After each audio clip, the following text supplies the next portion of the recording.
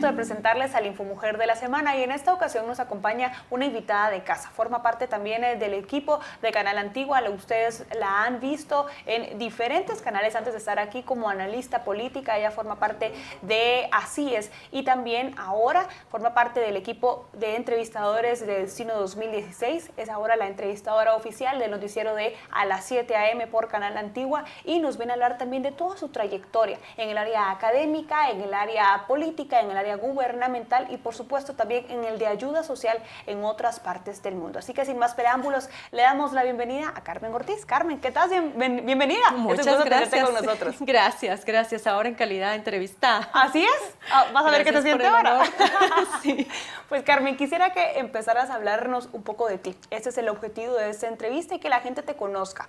Cuando yo leía tu entrevista decías que empezaste a estudiar ciencias políticas con un poco de oposición de tus padres. Sí. Dos preguntas dirigidas hacia eso. ¿Por qué ciencias políticas y por qué la oposición? ¿Cómo la manejas? Bueno, he de decirte que siempre me incliné por las ciencias sociales. Yo vengo de una familia católica, estudié toda mi vida en un colegio católico en donde el énfasis en lo social fue muy fuerte. Entonces yo quería una carrera social. Estaba dividida entre ciencias jurídicas o ciencias políticas. Alguien en determinado momento me dice, mira, las ciencias jurídicas son muy estructuradas, te da como poca capacidad para crear. Si tú quieres ser más crítica y más creativa, deberías de estudiar ciencias políticas. Pero en ese momento estábamos recién saliendo del conflicto armado interno. Yo me gradué del colegio en 1985. Entonces, lógicamente, mis papás todavía estaban bastante temerosos de lo que había sido toda esa época en donde prácticamente todo aquel que opinaba corría un riesgo enorme de que lo eliminaran o que lo secuestraran o en fin. Entonces, no estaban muy convencidos. Ellos yo creo que tenían otra idea, mi papá por ejemplo decía que mejor estudiara Derecho, pero pues no, finalmente respetaron mi decisión, estudié la carrera de Ciencias Políticas, fuimos muy poquitos, de hecho habíamos a veces 7 personas en una clase y cuando los compañeros decidían faltar éramos solo el docente y yo, por ejemplo. Claro. Pero fue algo muy interesante y la verdad es que no me arrepiento para nada de haber estudiado esa carrera. Por ahí me quería ir justamente, Carmen, porque justo en el contexto en el que tú te inicias en esa carrera y que eran muy pocos estudiantes, había temor ante todo este campo en el cual tú te podías ir desarrollando. ¿Cómo fue el momento en el que tú ya te gradúas, sales y buscas una oportunidad laboral? ¿Cómo estaba en ese momento esa clase de oferta para ustedes recién graduados? Miren, en un principio la oferta era muy buena porque con la firma de los acuerdos de paz mucho flujo de financiamiento de diferentes donantes llegó al país. Entonces había muchas posibilidades de colocarse. Yo estudié mi carrera en 2 partes, digamos en 2 etapas, porque cuando yo llegaba, más o menos llevaba 3 años de carrera, me casé y tuve a mi primer hija. Luego a mi segundo hijo, ahí tuve que suspender. Después de eso fue cuando retomé nuevamente y me gradué en el 2002, si no mal recuerdo. Terminé la tesis y todo lo demás. Ya para ese entonces yo ya estaba trabajando. Afortunadamente yo empecé a trabajar en 1998, Así Es me abre las puertas. Entré a Así Es a través de un proceso de oposición. Afortunadamente lo gané porque para mí ha sido una gran escuela. Claro. Y pues ahora es parte de mi vida, ¿verdad? Llevo ahí de siempre. Así es, y ahora también te dedicas mucho al tema de la docencia en la Universidad Rafael Landívar. Formas parte de tu alma mater, me refiero a la facultad en la que estuviste porque de formas ciencias parte de la políticas, sí. He podido incorporarme nuevamente como docente. Regularmente doy la clase de Ciencia Política 2, pero a veces me cuesta mucho y no todos los primeros semestres de cada año puedo asumir el compromiso. Claro. Pero cuando mi agenda lo permite, ese es el curso que tengo la oportunidad de dar. Ahora, ya que has hablado de estar en un tanque de pensamiento, en un centro de investigación, de análisis, vas en otra faceta en donde fomentas el análisis en jóvenes por medio de ser maestra, de diseñar también cuáles serían los cursos que ellos estarían recibiendo y demás, te pasas a otra fase completamente diferente, la gubernamental, convirtiéndote en la primera mujer que dirigió en lo que en ese entonces era la Secretaría de Análisis Estratégico, ¿es correcto? Así es, durante el gobierno de Óscar Berché tuve yo esa fortuna, para algunos pues tal vez no tanto porque fue un cargo bastante difícil, es decir, era la primera mujer que asumía esa posición y me tocó la responsabilidad de hacer la transición de Secretaría de Análisis Estratégico a Secretaría de Inteligencia Estratégica, hacer toda esa reconfiguración de la estructura interna de la Secretaría, adecuada ya a los lineamientos que establecía la Ley Marco del Sistema Nacional de Seguridad. Fue un puesto que tuve por poco tiempo, el reto fue enorme, un trabajo muy intensivo, pero pues tuve la fortuna de poder salir de ahí bien, con la frente en alto y con la satisfacción de haber cumplido la misión que se me había encargado en su momento. Carmen, ¿por qué crees que en ese mismo puesto ahora no se han visto otros perfiles como tú, sino que observamos no solo hombres, sino que además siempre militares que están allí? ¿A qué se debe eso? ¿Por qué es que no se puede ver a más mujeres u hombres que no sean precisamente militares? Mira, yo creo que es parte de la mentalidad nuestra, cuesta mucho. Cuando la Ley Marco del Sistema Nacional de Seguridad fue discutida durante un proceso larguísimo, fue discutida en un espacio en donde habían tanto civiles como militares, pero lógicamente la orientación era eminentemente civil. Por alguna razón ha costado mucho que los militares cedan ese espacio a los civiles. Siempre hay algún argumento, siempre hay alguna justificación. La Ley Marco del Sistema Nacional de Seguridad pretendía justamente que la seguridad estuviera a cargo de civiles. Fue un barco muy bien diseñado, yo siempre lo veo así, como un barco muy bien diseñado, ese andamiaje institucional, pero que fue nuevamente llenado por militares, tanto a nivel de capitanía como a nivel de las personas que van a bordo.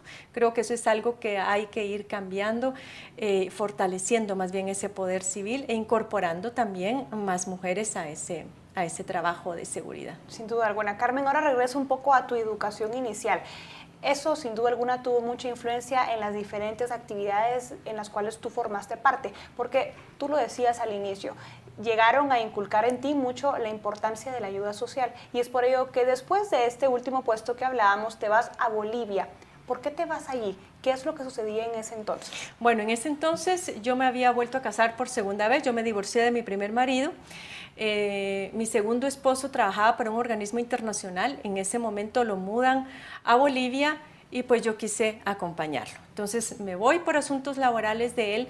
Estando allá, pues me entero que había un grupo de guatemaltecos que a raíz del conflicto armado interno era un grupo de desplazados que por alguna razón no se fueron a México, que fue a donde se fue la mayoría, sino que la única opción que habían tenido era irse a Bolivia o irse a Canadá. La mayoría de ellos eran ishiles y prefirieron irse a Bolivia por una cuestión de idioma. No se quisieron ir a Canadá. Llegaron allá, los fueron a sentar a Santa Cruz de la Tierra, eran más de 100, querían regresar. Yo me entero de su existencia, empiezo a averiguar con la ayuda del padre Aldo Pascualoto y la hermana Idet Vicenzi de la Pastoral de Movilidad Humana, pues me empiezo a involucrar en el trabajo para que ellos pudieran ser repatriados.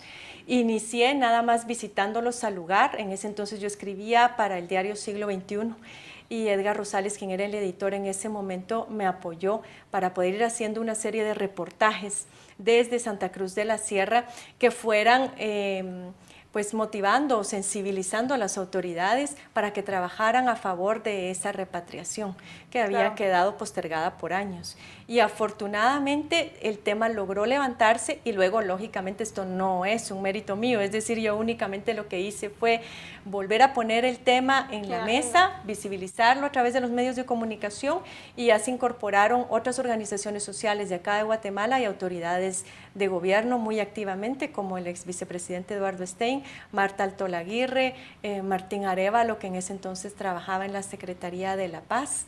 Y bueno, afortunadamente lograron retornar en el 2007, si no estoy mal.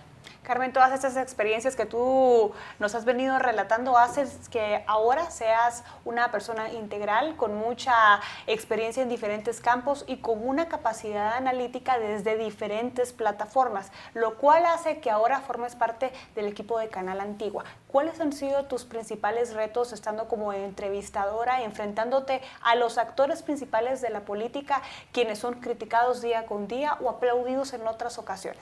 Mira, primero que todo creo que uno de los principales retos es controlar tus emociones y a veces tus opiniones, porque se trata de que cuando tú eres entrevistadora lo que tienes que tratar de facilitar es que la gente obtenga información y una información lo menos sesgada posible. Entonces, por un lado, tratar de controlarte, por el otro lado, saber que tienes una responsabilidad social enorme. Hemos vivido últimamente momentos muy sensibles, muy emotivos, sabes que hay mucha polarización en el país. Y lógicamente cada vez que te sientas ante las cámaras a hacer un análisis o hacer una entrevista, pues yo te lo digo muy sinceramente por mi formación católica, yo me pongo mucho en las manos de Dios para poder verdaderamente ser un instrumento para la gente que está en casa y poder facilitarles a ellos la comprensión de los fenómenos que están viviendo día a día y tratar de no ofender. Claro. A la opinión pública, tratar de no sesgar en alguna medida los juicios. Es algo muy difícil y yo creo que requiere mucho entrenamiento y mucha racionalidad, que a veces no es fácil. Claro. Carmen, ya para irnos despidiendo, porque lamentablemente, aunque hay mucho que platicar contigo, nos quedamos sin tiempo. Quisiera que aprovecharas a enviarle un mensaje a todas las mujeres que te observan en esta ocasión para que ellas se sientan inspiradas a luchar por sus sueños, a capacitarse y alcanzar sus metas. Bueno, pues agradecer nuevamente el espacio y decirles de que efectivamente como mujeres tenemos una gran responsabilidad, no solamente como madres, como esposas, sino tenemos mucho que aportar a la sociedad guatemalteca. Para poder aportar tenemos que cultivarnos, tenemos que leer mucho, tenemos que estudiar mucho, pero sobre todo reconocer que los límites no están dados por lo que los demás nos puedan decir. Muchas veces tenemos una sociedad muy machista, personas que nos dicen que no vamos a poder, que no vamos a salir. Los únicos límites que existen en la vida son los que nosotros mismos nos imponemos aquí o aquí. Yo creo que con mucha determinación, con mucha claridad, con mucha disciplina y con mucha confianza en sí mismas somos capaces de lograr lo que nosotros nos propongamos. Excelente, muchísimas gracias Carmen por haber estado con nosotros, nuestra infomujer de esta semana, quien nos vino a hablar de su amplia trayectoria, de todo lo que ha venido realizando y cómo ha logrado también equilibrar su tiempo en las diferentes actividades que ella cumple. Esto ha sido todo por hoy, les agradecemos por su sintonía y nos vemos en una próxima ocasión.